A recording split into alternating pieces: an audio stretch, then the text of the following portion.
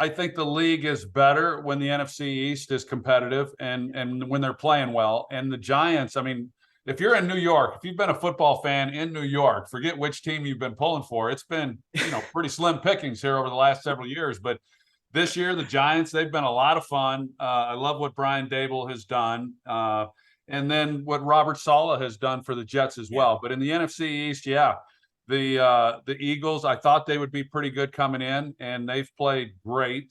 The Cowboys are a really good team, and the Giants continue to just gain more and more confidence in what I think is really a bit of a rebuild year, but yet they're winning games. And so that's been really cool to see.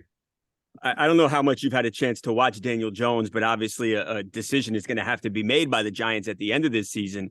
What have you seen of Daniel Jones, and what's different, if anything, this year as opposed to his first few years in New York? Well, one is the guy is just tremendously resilient. It's obvious that his teammates really have great respect for him. Yeah, the decision, I guess, wasn't totally made, but at least it gave a little bit of a look behind the curtain when they didn't pick up his fifth-year option. Yeah. So now he's playing. That doesn't necessarily mean he won't be the quarterback next year, but we'll see. So he's definitely being evaluated. The problem for him, of course, as everyone knows that's followed the Giants over the years, has been that, just protecting the football. And I think that, the other part of that, though, is he hasn't had a great supporting cast around him for the most part. The offensive line's had their struggles. They've had problems at wide receiver.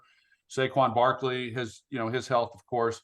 And I don't care who you are. If you're a quarterback and you don't have those pieces around, it's hard to be consistent and it's hard to be good. So there's a lot of great things happening right now. I'm sure after all that he's been through, that to be given the opportunity to work with a guy like Brian Dable, I'm sure he's really hoping that it continues for a number of years going forward as well.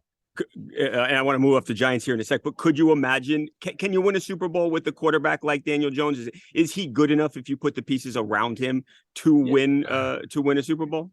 Yeah, I think it's interesting because that question is always there. Yeah.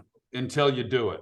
It just is. I mean, it was with Matthew Stafford. I mean, he'd put up big numbers there in Detroit. Yeah. And then they'd say, well, yeah, but can he really take a team to a championship? And then last year, of course, he did that. So yeah, I think most quarterbacks in the league, there's not that many jobs. And so if you're a starter in this league and you have the right pieces around you, there are some quarterbacks, obviously, that can carry more of the load. But if you're a starter and you have good people around you, then I think all 32 guys are capable of doing that.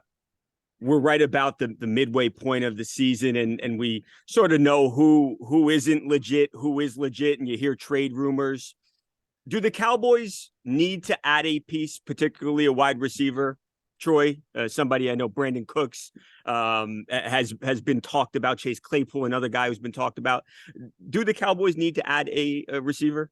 I think the more you have offensively, I know the cliche, defense wins championships. I'm not going to argue with those defensive players, but I do know you better have some offense in today's NFL if you're going to win games. And the way you have offense is you have weapons, and you've got to have more than one or two.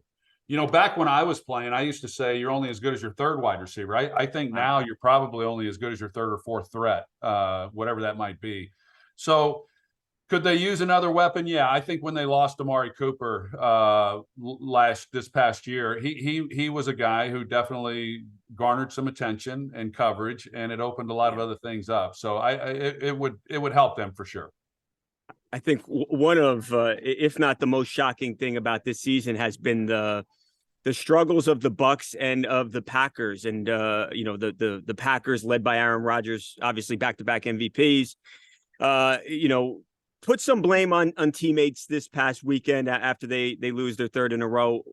What did you make of that, Troy? And was that a miscalculation of Aaron Rodgers to publicly call out some teammates, though not by name, but saying, hey, we've got to be better and maybe we need to play other guys?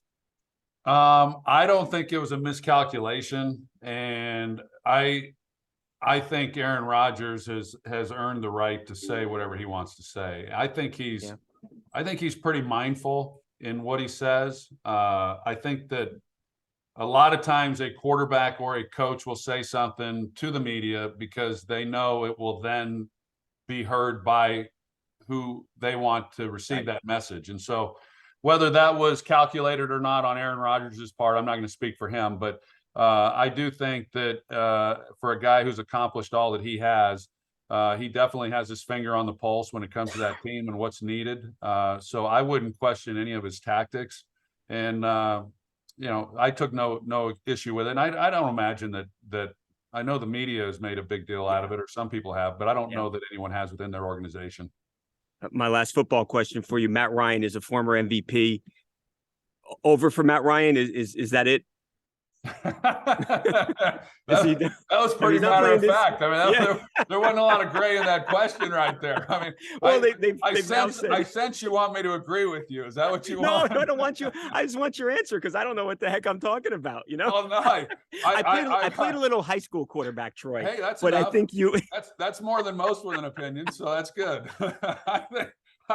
I think I will say I'm surprised by what I've seen by the Colts because I'm on record. Unfortunately, I'm on record as saying I thought the Colts were going to be the surprise team of the AFC because you're not alone though in saying that and thinking. Well, and it was because I had so much confidence in Matt Ryan, but they're not running the ball. They're not doing a lot of the things that I expected them to be able to do. But he hasn't played very well either, and I think that's been the biggest surprise. I don't know. I'm sure it was a bit of a leap of faith for him to pick up at this point in his life and relocate to play for the Colts. So what he wants to do, I'm not real sure. So I don't know if it's over yet for him, but it's still early in the season. I'd have to believe that they're going to need him at some point. Again. Here's even a harder one: is he a Hall of Famer? I don't weigh in on those because. There's some people who don't think I'm a Hall of Famer, so I'm not going to answer that. I don't know. Well, I don't know what they're drinking as we'll transition into the Hopefully beer. They're drinking 8 beer.